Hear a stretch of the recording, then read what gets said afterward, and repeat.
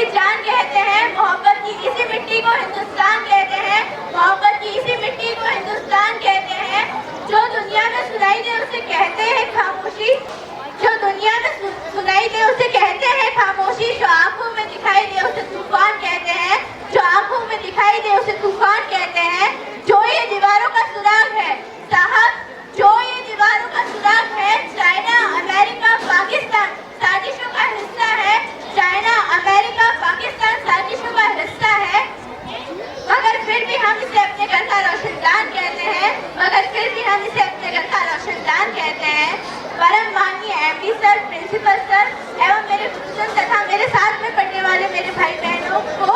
और सभा में उपस्थित सभी गणमान्य को मेरा सादर नमस्कार। मैं जिज्ञा जोशी आज राष्ट्र प्रेम, राष्ट्र निर्माण और देश प्रेम के इस शुभ उपलक्ष्य पर आप सबका स्वागत करना चाहती हूँ एवं अपने कुछ विचार आप सबके सामने प्रस्तुत करना चाहती हूँ। आजादी, आजादी का असली मतलब वही समझ सकता है जिसने कभी गुलामी सही हो।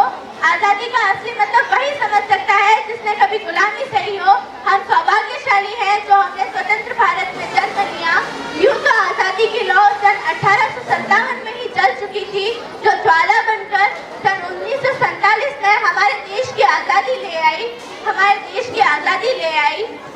जब हम प्राचीन, मध्यकालीन एवं वर्तमान भारत के कुछ उदाहरणों के साथ मैं ये स्पष्ट करना चाहूंगी कि जब हम फिरंगियों के फेरे में घुस चुके थे, तब मैं रंग से बसंती चोला की एक आवाज पर टोलों के टोले उमड़ आया करते थे। उनके वंदे मातरम के नारे खूब में आने वाले 5-5 डिग्री के तूफान से अंग्रेजी शासकों की जड़ों में तूफान ला दिया था,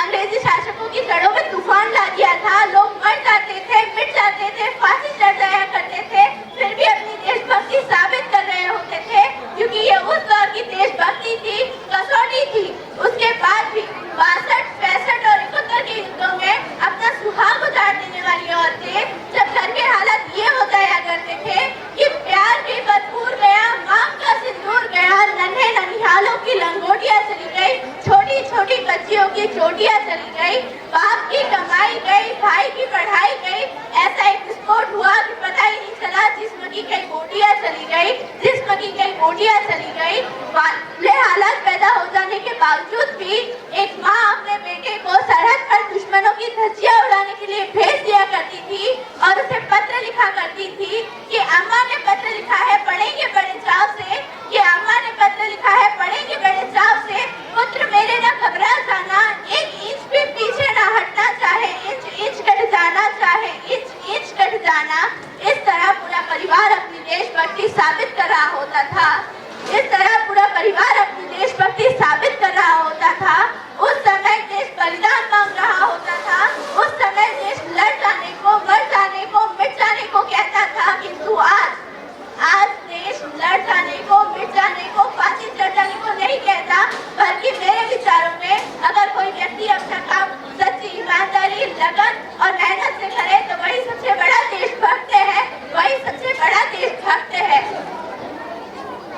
अगर मैं नहीं मानती कि फेसबुक, व्हाट्सएप की डीजी को 3 रंगों में रंग देना ही सच्ची देशभक्ति है, और अगर आप कहते हैं कि साल में 2 बार हाथ में तिरंगा लेना सच्ची देशभक्ति है, तो मैं आपसे पूछना चाहूंगी कि फुटपाथ पे रहने वाला वो बच्चा ट्रैफिक की छाव में नंगे पांव में जब तिरंगा बेच रहा होता था, तो क्या आप उसे उसकी देशभक्ति कहेंगे? नहीं, फिर क्योंकि वह उसकी पेट की भूख की शक्ति है जो उसे ऐसा करने पर मजबूर करती है, जो उसे ऐसा करने पर मजबूर करती है, क्योंकि ना मस्जिद को जानते हैं, ना शिवालों को जानते हैं। जो पेट के भूखे होते हैं ना, वो सिर्फ भोजन की निवालों को जानते हैं, वो सिर्फ भोजन की निवालों को जानते हैं। अपने परिवार, अपने देश, अपने समाज के लिए सच्चा भाव है देशभक्ति, और हर देशद्रोही के जीवन में आने वाला तूफान है देशभक्ति, ताकि हर देशद्रोही ये समझ सके कि अगर तू परिंदा है तो ये आसमान तेरा है, अगर तू परिंदा है तो ये तू शमशान तेरा है, भाईचारे से रहना है